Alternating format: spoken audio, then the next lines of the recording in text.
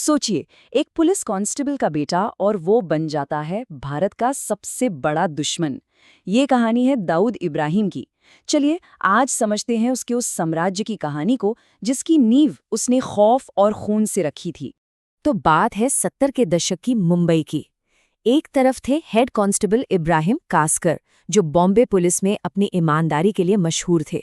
कहते हैं एक ऐसा अफसर जिसने अपनी वर्दी पर कभी कभी एक दाग तक नहीं लगने दिया। लेकिन उसी ईमानदार पुलिस वाले के घर में उसका बेटा दाऊद एक ऐसी दुनिया के सपने देख रहा था जो कानून के बिल्कुल दूसरी तरफ थी। तो सवाल ये है कि ये सब हुआ कैसे? कैसे एक ईमानदार पुलिस वाले का बेटा जुर्म की दुनिया का बेताज बादशाह बन गया? चलिए इसी सवाल का जवाब ढूंढते हैं। अब देखिए, 70 के दशक की मुंबई को लोग सपनों का शहर तो कहते थे, लेकिन इसके दो चेहरे थे। एक तरफ था कानून का राज और दूसरी तरफ गलियों में अंडरवर्ल्ड का खौफ। और इसी दोहरे माहौल में एक पुलिस वाले का बेटा बड़ा हो रहा था। उसका मन स्कूल की किताबों में तो बिल्कुल नहीं लगता था। उसकी नजरें तो हमेशा टिकी रहती थीं इलाके के भाई लोगों पर। उनकी वो महंगी घड़ियां, इंपोर्टेड गाड़ियां और एक इशारे पर पूरा बाजार बंद करा देने की ताकत उसे अपनी ओर खींचती थी। और देखिए, उस दौर की मुंबई में माहौल भी कुछ ऐसा ही था। मिलें बंद हो रही थीं, बेरोजगारी बढ़ रही थी। ऐसे में कई नौजवानों को ना अपराध की दुनिया ही ताकत और पैसे का सबसे आसान रास्ता लगती थी। और बस दाऊद ने भी अपने पिता का रास्ता छोड़ दिया और छोटी मोटी चोरियों और हफ्ता वसूली के साथ जुर्म की दुनिया में अपना पहला कदम रख दिया। फिर क्या था? बहुत जल्द वो मुंबई के सबसे ताकतवर पठान गैंग में शामिल हो गया, जिसे करीम लाला चलाता था। और ये गैंग उसके लिए एक तरह का ट्रेनिंग ग्राउंड बन गया। यहीं उसने बड़े खेल के सारे नियम सीखे। उस समय मुंबई के अंडरवर्ल्ड पर ना करीम लाला और हाजी मस्तान जैसे पुराने खिलाड़ियों का राज चलता था। और दाऊद, उसने करीम लाला के गैंग में एक छोटे से गुर्गे के तौर पर काम शुरू किया। उसका काम बस तस्करी का माल एक जगह से दूसरी जगह सुरक्षित पहुंचाना। तो हुआ ये कि गैंग ने एक कस्टम ऑफिसर को किडनैप किया और फिरौती मांगी, पूरे 2 लाख रुपए। अब ये रकम लाने की जिम्मेदारी दी गई दाऊद को। लेकिन जैसे ही नोटों की गड्डियां हाथ में आई ना, उसकी नीयत डोल गई। उसने क्या किया? पैसों का एक बड़ा हिस्सा अपनी जेब में डाल लिया और करीम लाला के भांजों आलमजेब और अमीरजादा को बची खुची रकम थमा दी।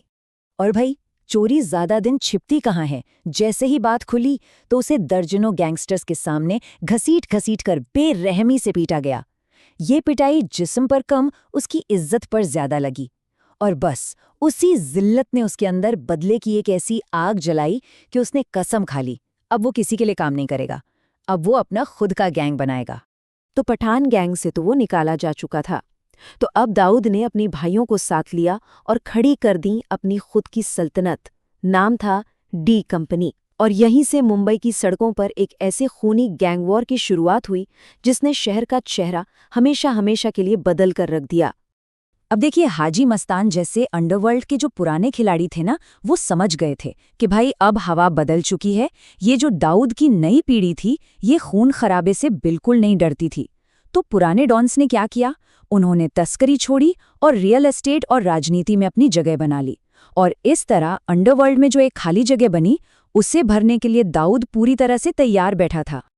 ये गैंग वॉर सिर्फ दुश्मनी नहीं रही, ये एक निजी जंग बन गई। और ये तब हुआ जब 1981 में पठान गैंग ने दाऊद के बड़े भाई साबिर का कत्ल कर दिया। बस इसके बाद तो दाऊद ने बदला लेने की ऐसी कसम खाई कि मुंबई की सड़कों पर लाशों के ढेर लग गए। कहते हैं जब दाऊद ने अस्पताल में अपने भाई की लाश देखी ना, तो उसके अंदर का जो थोड़ा बहुत इंसान बचा था, वो भी हमेशा के लिए मर गया।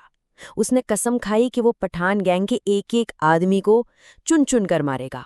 और शायद यही वो पल था जिसने एक मामूली से गैंगस्टर को एक बेरहम खूंखार क्राइम लॉर्ड बना दिया। तो अब दाऊद सिर्फ सड़क पर लड़ने वाला कोई छोटा मोटा गुंडा नहीं था। नहीं, वो सिस्टम की कमजोरियों को अच्छी तरह समझ चुका था और उसे अपने फायदे के लिए कैसे इस्तेमाल करना है, ये भी सीख रहा था।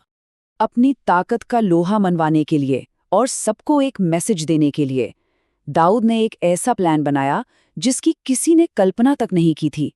प्लान क्या था? अपने दुश्मन अमीरजादा को एक भरी अदालत में जज और वकीलों के सामने खत्म कर देना।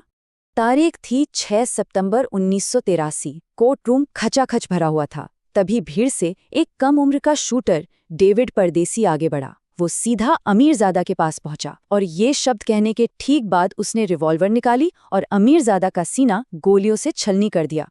बस इस एक घटना ने पूरे अंडरवर्ल्ड में, यहाँ तक कि पुलिस महकमे में भी खौफ की एक लहर दौड़ा दी। संदेश बिल्कुल साफ था कि दाऊद की पहुंच से कोई भी कहीं भी सुरक्षित नहीं है।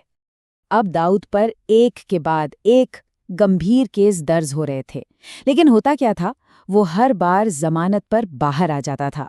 बात 1984 की है, जब एक सरकारी वकील ने अदालत में लगभग चीखते हुए ये दलील दी थी, और ये दिखाता है कि सिस्टम उसके सामने कितना लाचार हो चुका था।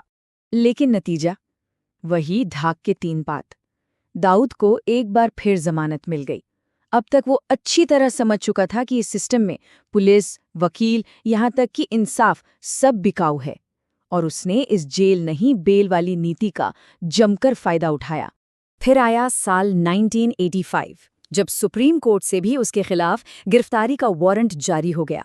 लेकिन तब तक दाऊद खेल को एक बिल्कुल नए लेवल पर ले जा चुका था। वो हमेशा के लिए भारत से फरार होकर दुबई पहुंच गया, और वहां बैठकर उसने अपने क्राइम सिंडिकेट को एक मल्टीनेशनल कॉरपोरेशन में बदल दिया।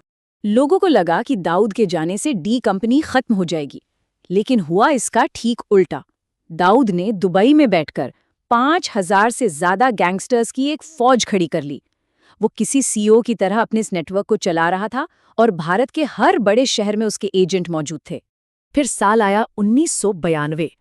बाबरी मस्जिद की घटना के बाद पूरे देश में दंगे भड़क उठे, और इसी नफरत के माहौल का फायदा उठाने के लिए पाकिस्तान की खुफिया एजेंसी ISI ने दाऊद में एक मौका देखा, और उन्होंने उससे संपर्क किया। ISI ने दाऊद को क्या ऑफर दिया? उन्होंने उसे उसके काले कारोबार को पूरी दुनिया में फैलाने और हर तरह की सुरक्षा का लालच दिया। बदले में वो बस इतना चाहते थे कि भारत में तबाही मचाने के लिए उसके तस्करी नेटवर्क का इस्तेमाल कर सकें। और दाऊद, उसने अपने ही मुल्क से सौदा कर लिया। इस काम की जिम्मेदारी उसने अपने सबसे खास आदमी टाइगर मेमन को सौंप दी। 12 मार्च 1993, ये मुंबई के इतिहास का वो काला दिन है जब एक के बाद एक 12 बम धमाकों ने इस शहर को शमशान बना दिया। 250 से ज्यादा बेगुनाह लोग मारे गए, हजारों हमेशा के लिए जख्मी हो गए, और वो दाऊद, जो कल तक सिर्फ एक स्मगलर और गैंगस्टर था, अब भारत का सबसे बड़ा आतंकवादी बन चुका था। तो दाऊद इब्राहिम की ये कहानी आखिर में एक सवाल छोड़ जाती है। क्या वो समय के एक टूटे हुए भ्रष्ट सिस्टम का नतीजा था, या फिर वो एक ऐसा शैतान था जिसे सिर्फ और सिर्फ उसकी अपनी महत्वाकांक्षा ने बनाया? इस पर सोचिएगा जरूर।